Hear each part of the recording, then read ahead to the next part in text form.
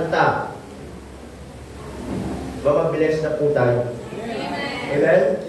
Every word, every lyrics, every stanza, kung talagang papakinggan natin, nandun na yung mensahe ng Pasko sa puso natin. Amen mga kapatid? Salamat po sa Panginoon. Amen? Salamat po sa mensahe ng mga songs na yan. And I hope ay naging way yan, of course, para ma-ready po ang mga puso po natin sa pakikinig po ng salita ng Diyos. As I said, hindi ko na kailangan mag-preach ng 1 hour o 30 minutes. Just give me 5 minutes, we're done. Hindi na po. Amen? About 5 minutes and above. Hindi po. Just summarize po ng ating pong mga songs po kanina. Okay, tayo po lahat po ngayon, and let's open our Bible in the book of Luke chapter 2, in verse 7 down to verse 14, na binasa po ito kanina ni Renya, tama? Ni Renya na nagbasa kanina. So talagang may mga pa-islang pa yung boses, ano? si Rachel kung nagbasa na English nung bulol-bulol Sabi ko, hindi nawala na yung English spoken mo, ha? Nung dumating ka rito ng bata, English spoken ka, hindi ka marunong mag-Tagalog kasi mga pinanganak sa Vietnam. Ngayon mga lumaki dito, nahirapan na mag-English, Tagalog na. Okay, nasabi ng mga dito, Luke chapter 2 in verse 7 down to verse 14, it says, okay, magkaroon tayo ng responsive reading. Kung sa verse 7, may po sa verse 8, sabay-sabay tayo down to verse 14. In verse 7, Luke chapter 2, and she brought forth her firstborn son, and wrapped him in swaddling clothes, and laid him in a manger, because there was no room for them in the inn. And there were in the same country shepherds abiding in the fields, keeping watch over the house by night. And lo, the angel of the Lord came upon them, and the glory of the Lord shone round about them, and they were so afraid.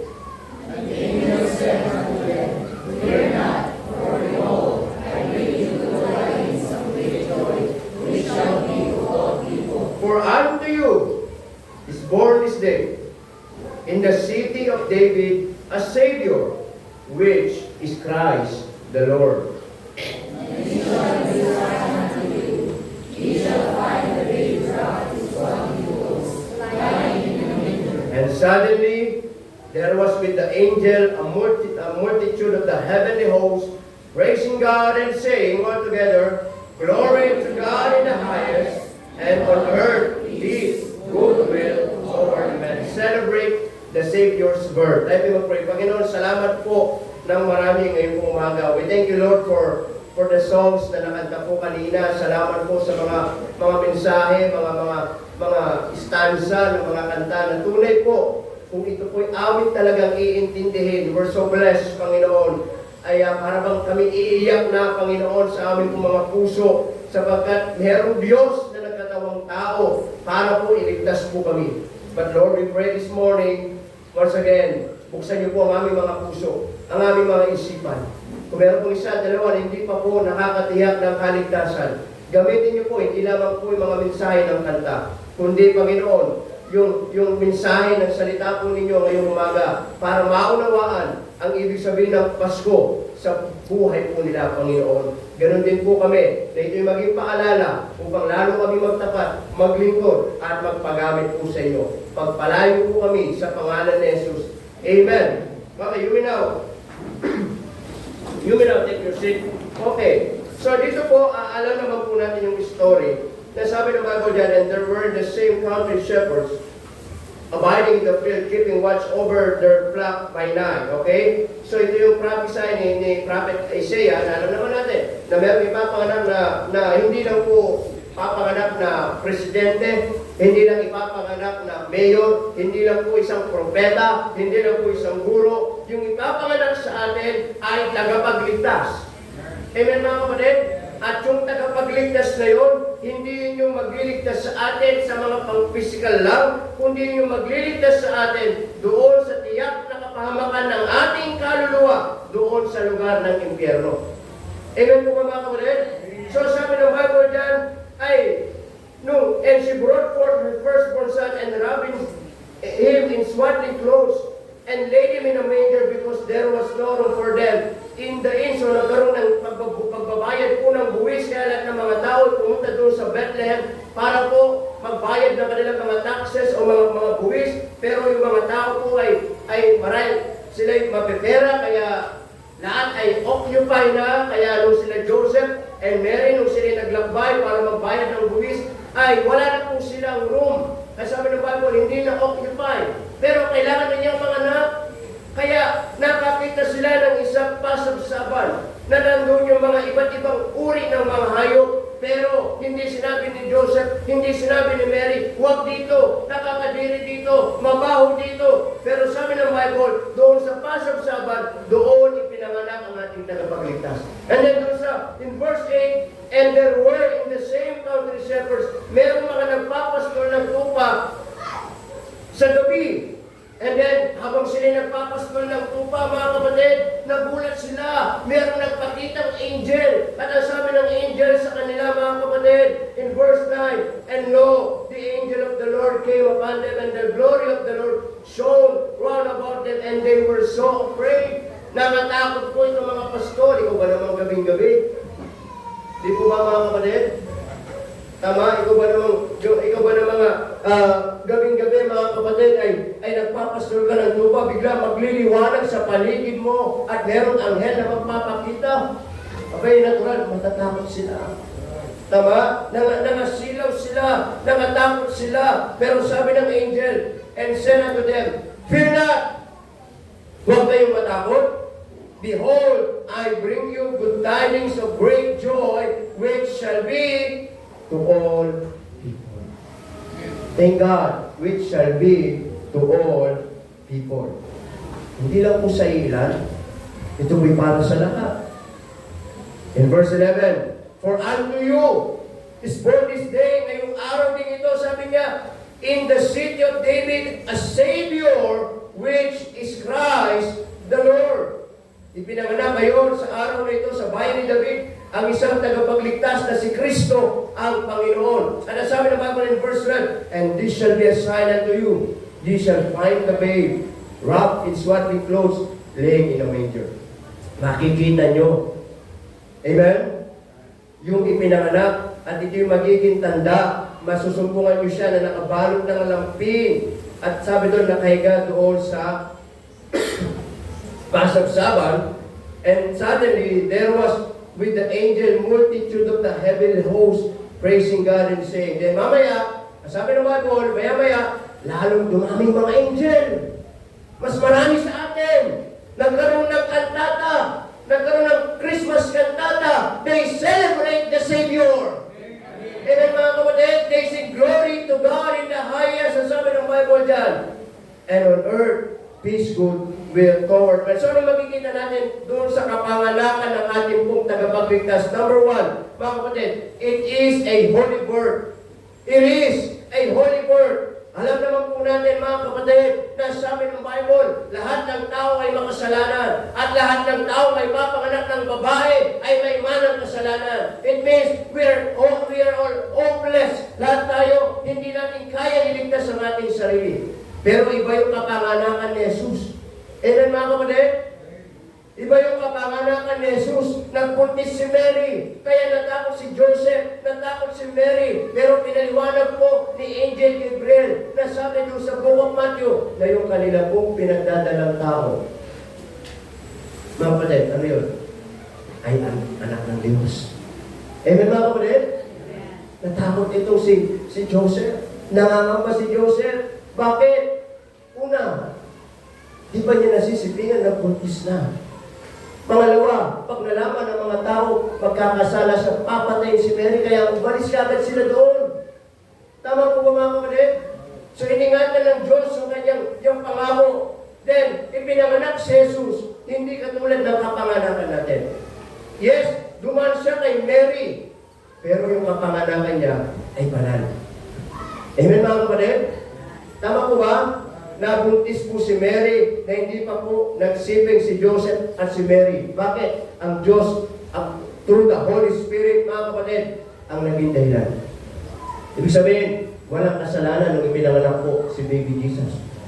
Amen, mga kapatid?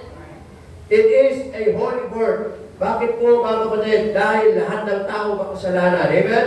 Then yung kapanganakan ni Jesus ay banal na kapanganakan. Para maunawa natin, hindi natin katulad ang kapanganakan ni Jesus. Tayo pinanganak, makasalanan. Pinanganak si Jesus, walang kasalanan.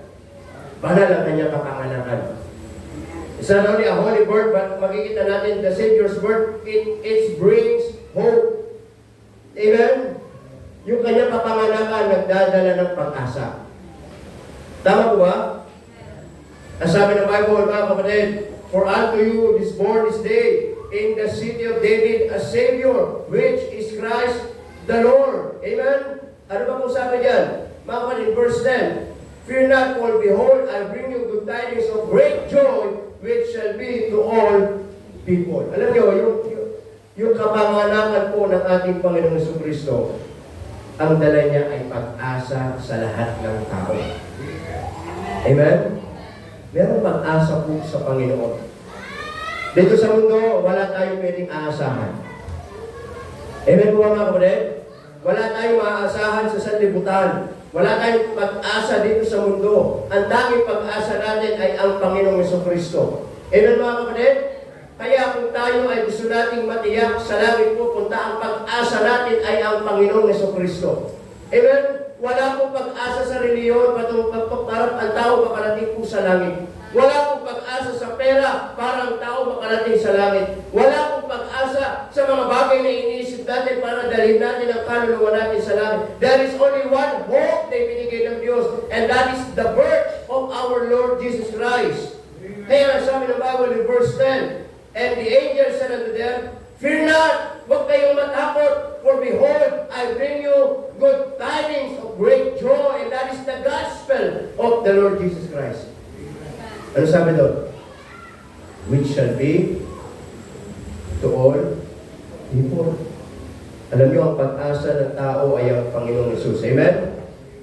Number 3. Not only it brings hope, but also it is a happy birth. Amen mga kapatid?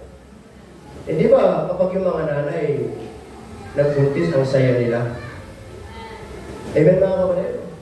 Amen po ba? Lalo pag nailabas yung baby nila, masaya sila. How much more? Itong si Mary. Amen mga kapatid? Nasabi na ba, nung ipinanganak niya ay masaya siya. Tama? Now sa atin, nung ipinanganak si Jesus, hindi lang siya nagbibigay ng pag-asa po sa atin, kundi siya po yung ating kasiyahan. Ano sabi ng Bible dyan? Doon po sa verse 10. I bring you good tidings of what? Of great joy. Amen mga kapatid? Kaya po, alam niyo po, ngayong Pasko, huwag nating sabihin hindi masaya ang Pasko natin. Hindi po. If you are a child of God, you can celebrate your Christmas na masaya sapagkat meron kang Panginoon. Amen mga kapatid? Ano pangalan ng Panginoon, mga kapatid? Emmanuel. Nang ibig sabihin, ang Diyos suma sa atin. Kaya nga ang kasiyahan ng pag-celebrate natin ng Pasko, hindi po nakadepende sa mga material na bagay na meron po sa atin. Kahit wala kang handa, kahit wala kang mga bagong gamit ngayong Pasko, it doesn't matter.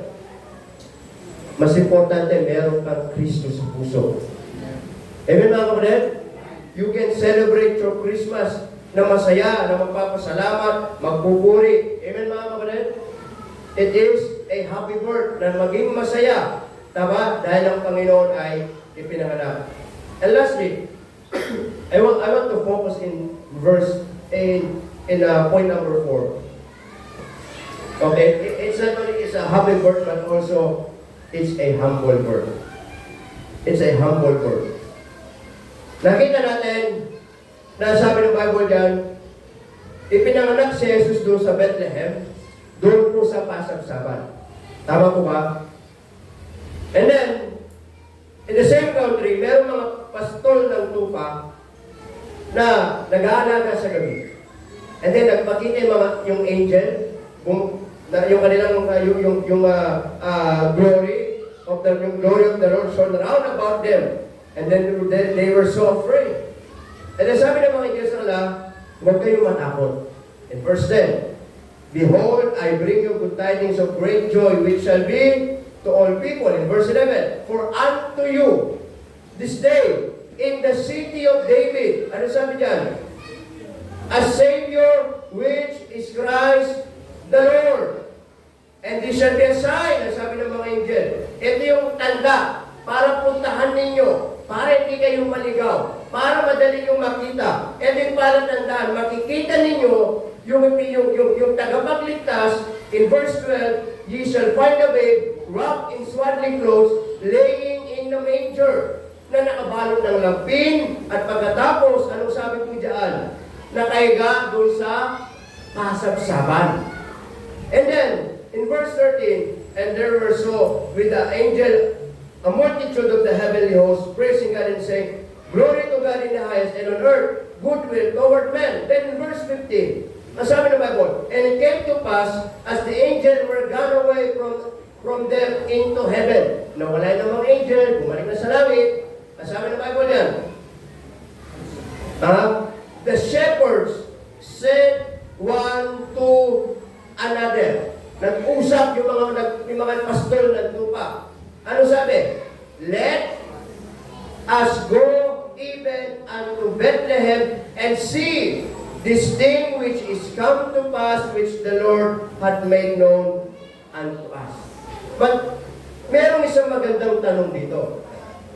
In verse 15, as I read this verse, merong isang tanong na nag-catch up sa atin, na sabi ng Bible, yung mga angel ay sabi sa mga nagpapasunod ng tupa, pumunta kayo doon, makikita nyo yung tagapagligtas. Ano ba pinanganak?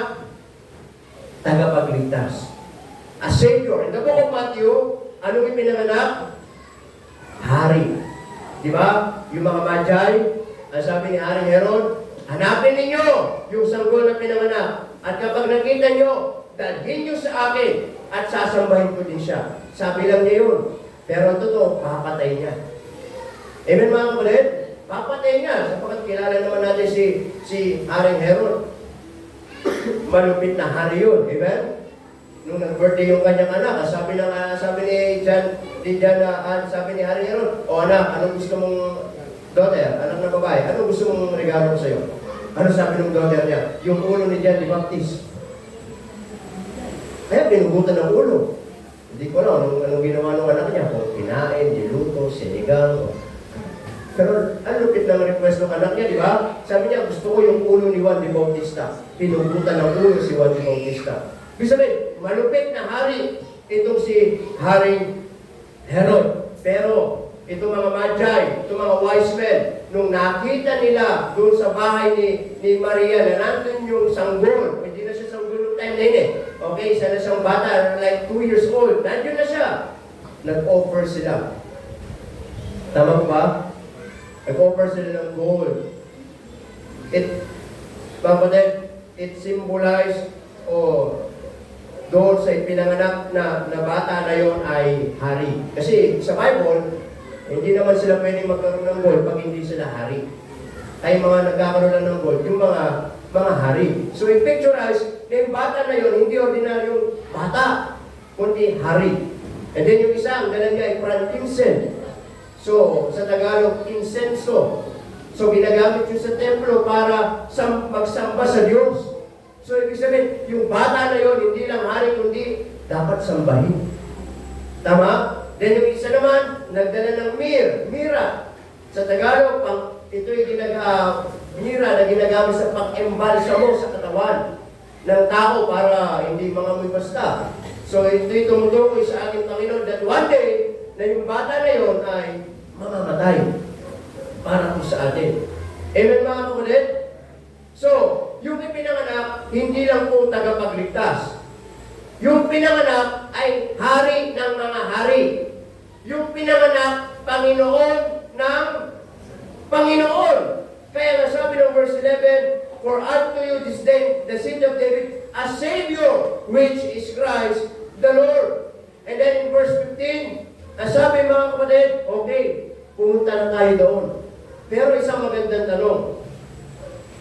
Hindi ba kung isipin natin, ano yung pinanganak? Tagapagligtas. In the book of Matthew, isa siyang hari ng mga hari. Panginoon ng Panginoon. Amen mga kapatid?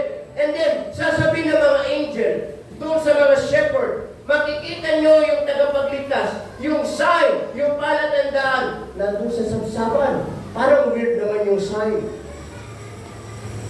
Amen mga kapatid? Hindi ba dapat pag sinabing tagapagligtas, ay o kaya hari, ang bigay ng sign ng mga angel, makikita nyo sa palasyo. Tama po ba?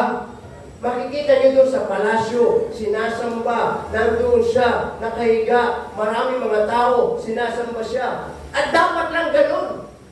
Pero napaka-weird naman. Nasabi ng mga angel doon sa mga shepherd, yung tagapagligtas nyo, yung hari ng mga hari, doon yung makikita sa sabsaban. Tapos ano pa? Nakabalot ng lampin. Sabihin nyo, lampin, tagapagligtas, hari, dapat makikita nyo, merong malaking espada, merong corona, na pwede naman sabihin, makikita nyo, meron siyang suot na corona. Di ba? Pero nung sabi, lampin.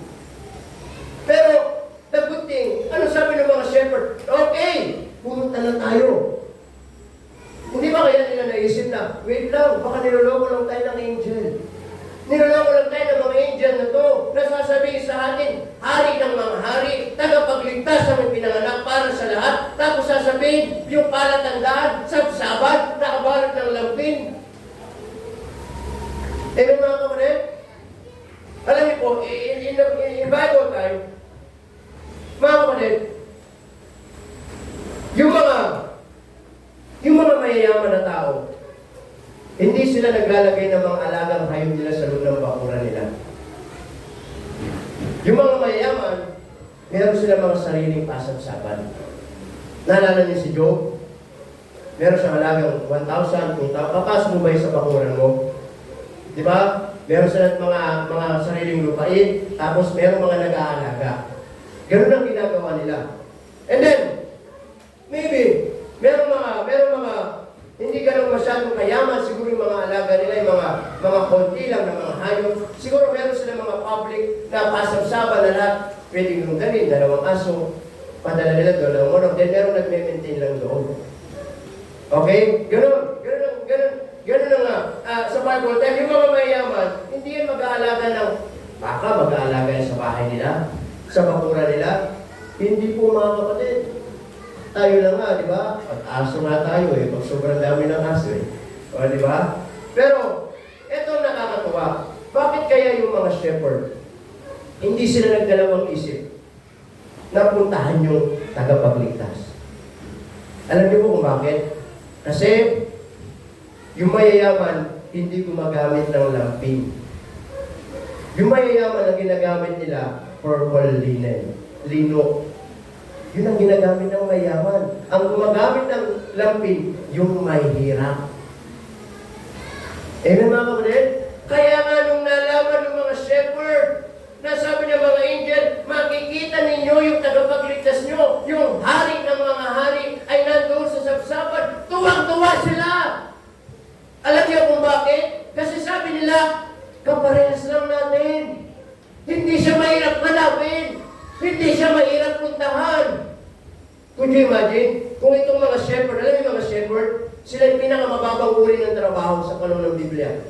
Kung yung hari ipinanganak sa palasyo, tingin niyo yung mga shepherd, pag sinabi niyo yung anghel, puntahan ninyo yung hari ninyo, nandoon sa palasyo. Hindi po puntahan ng mga shepherd. Alam niyo kung bakit? Hindi sila papapasukin. Naunawan po ninyo? Hindi sila papapasukin. Kasi yung mga shepherd, sila yung mababang uri ng tao. Mababang uri na nagtatrabaho. Nagpapastol lang ng tupa. Kung sabi ng angel, nandun sa palasyo, masusupungan ninyo, hindi nila sasabihin, hindi tayo pwede dito.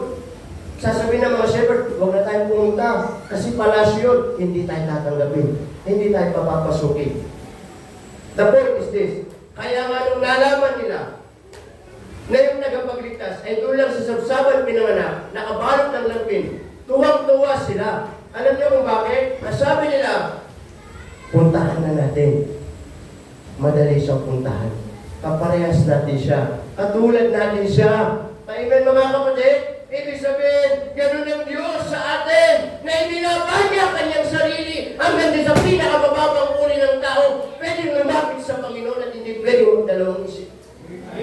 Ganun niya ibinaba ang Diyos, yung kanyang anak para po sa atin, mula doon sa trono, sa pasabsaban, mula doon sa trono, nakabalot ng lagting.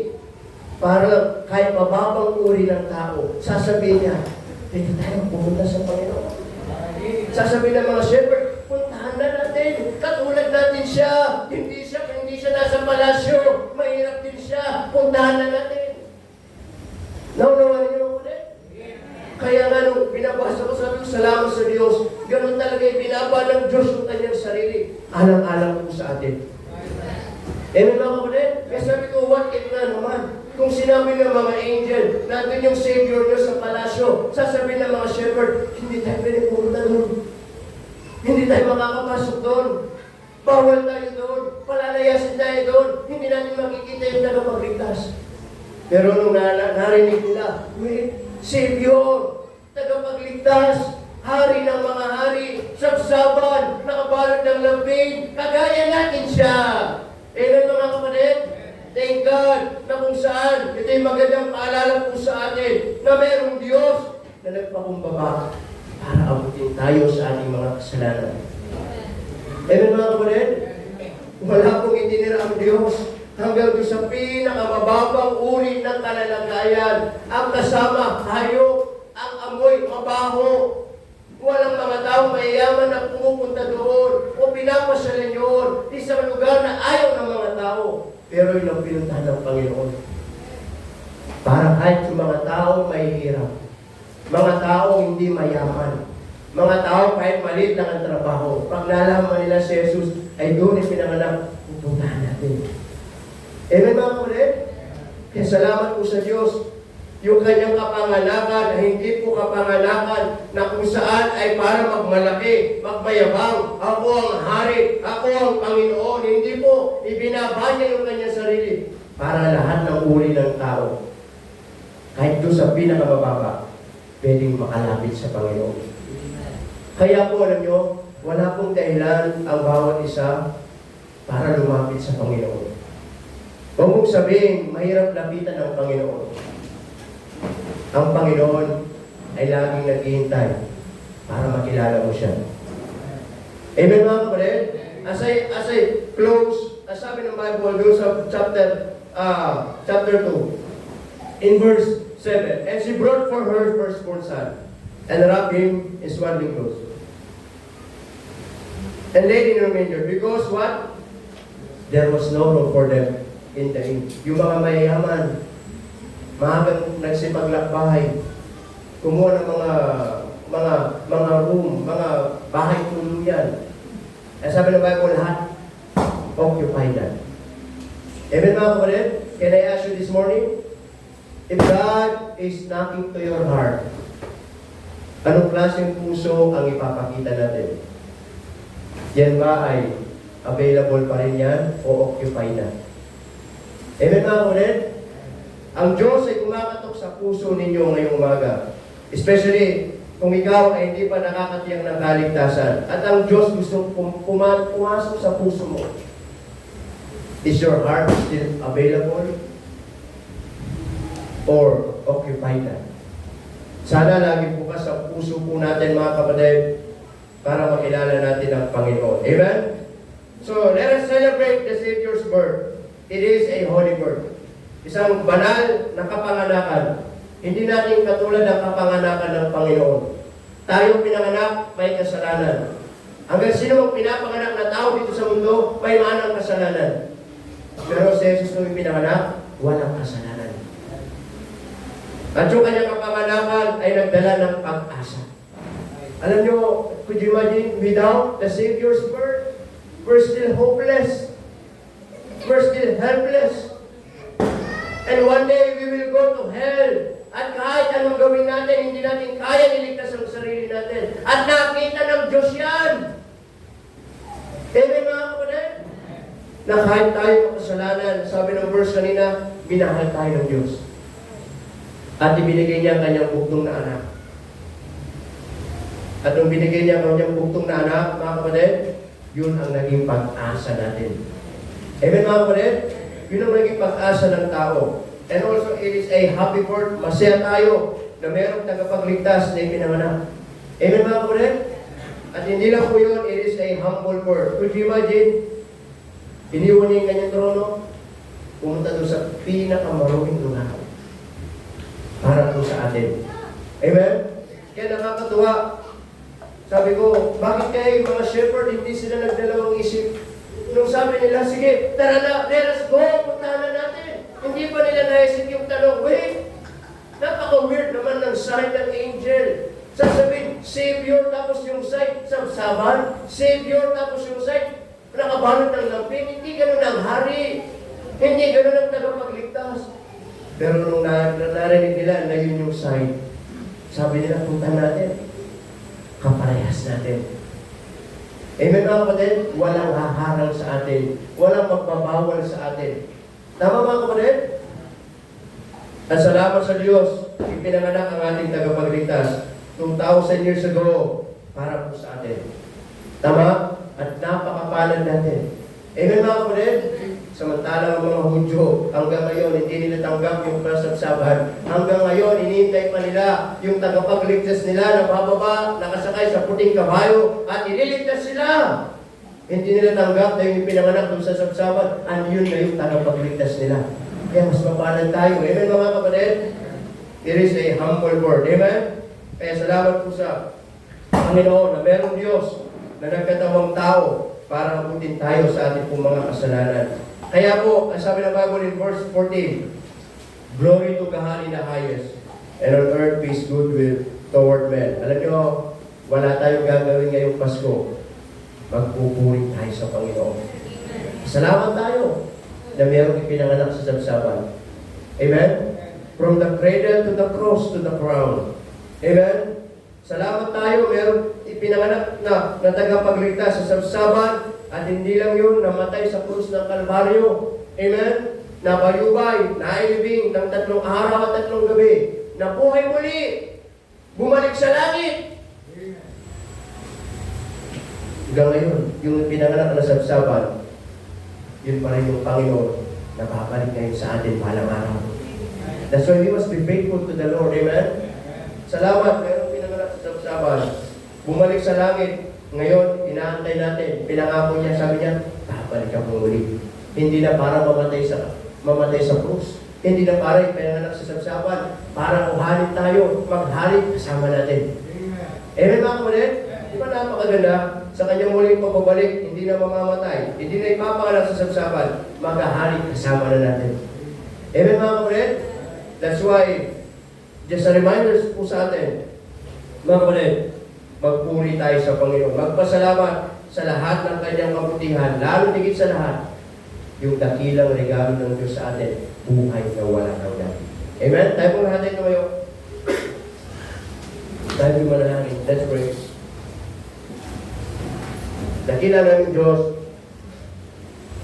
na banal at makapangyarihan po sa lahat. Panginoon, maraming po salamat for reminding us about the Savior's birth and why we should celebrate His birth, Panginoon. And salamat po na merong Diyos na 100% ibinaba niya yung kanyang sarili. Alang-alang po sa amin. Sino po ba kami, Panginoon, para ang Diyos iwanan yung kanyang trono, kundi ipanganak sa sabsaban at bigyan kami ng pag-asa. Kaya, Panginoon, panalangin po namin na kami laging magpasalamat, na lagi namin alalahanin ang ginawa ninyo para po sa amin. Habang ating mga ulo nakatungo, mga mata ay nakapikit. Sana naintindihan natin ang mga mensahe ng mga awitin ko kanina. Na marahil ikaw hindi pa nakakatiyak ng kaligtasan. Nais kong sabihin, yun ang pinakamagandang regalo pwede mong matanggap ngayong araw. Ngayong Pasko. Yun ay buhay na walang hanggan. Kaya nga ang Diyos ay nagpakumbaba. Ibinaba ang kanyang sarili upang abutin ka. Sapagkat ikaw ayaw mong abutin ng Diyos. At kailanman hindi mo kaya maabot ng Diyos. Kaya ang Diyos ang umabot sa iyo. Umabot sa atin. Ibinigay ang kanyang sariling buhay. Namatay sa krus ng Kalbaryo. Ipinakita ang kanyang dakilang pag-ibig para sa iyo. Upang sa ganon, makilala mo siya sa buhay mo bilang Panginoon at sariling tagapagligtas. If you will just open your heart this morning and recognize na ikay makasalanan at hindi mo kaya iligtas ang iyong kaluluwa sa tiyak na kapahamakan ng impyerno. Kaya nga po, si Jesus, nung siya'y ipinanganak, siya po yung ating pag-asa. Pag-asa na pwede tayong makatiyak ng buhay na walang hanggan. Kung kikilalanin mo siya sa puso mo ngayong umaga nito. Sa atin naman ang mga nanampalataya. Di ba tayo nagpapasalamat na tayo'y iniligtas ng Diyos? Ipinadama ang kanyang dakilang pag-ibig sa atin. Ibinaba ang kanyang sarili. Minahal tayo ng Panginoon para ipakita sa atin na tayo ay mahal ng Panginoon. Kaya ngayong umaga, marahil gusto natin pasalamatan ng Diyos sa kanyang dakilang ginawa, sakripisyo, sa kanyang kapanganakan, na kung hindi siya pinanganak, wala tayong tagapagligtas. Kaya magpasalamat tayo na ipinanganak ang ating pong Panginoon sa sabsaban. Ipinadama ang kanyang pag-ibig po sa atin. Kung yan ang nais mong ipanalangin, you may come. In this altar, pwede ka lumapit, magpasalamat sa Panginoon sa lahat ng kanyang biyaya, sa lahat ng kanyang kabutihan, sa lahat, lalo tigit sa lahat, sa kanyang dakilang pagliligtas sa ating mga kaluluwa. Amen, amen. Napaka sarap isipin. Iniwan ng Diyos kung kanyang trono. Ibinigay yung kanyang buktong na anak at doon ipinadala sa isang lugar na hindi kaaya-aya. Just to show us na mahal tayo ng ating pong Panginoon. Amen. Dakilang Diyos, salamat po ng marami sa paalala niyo po sa amin. We thank you, Lord, for reminding us about your word. Salamat, Panginoon, sa inyong dakilang pag-ibig. Ibinigay ang inyong buktong na anak, ipinanganak sa sabsaban para po sa amin. Panalangin po na pagpalayo bawat isa. Turuan kami na lagi magpuri, magpasalamat. Na hindi mga bagay na material na magpapasaya po sa amin. Kundi maramdaman lang namin na kayo nandyan, presensya namin, yung presensya ninyo nasa amin. Pwede po kami magpasko ng maligaya. Magpalayo po bawat isa at kayo po aming tinataas. Ito po ang aming dalangin sa pangalan ni Jesus. Amen. Amen.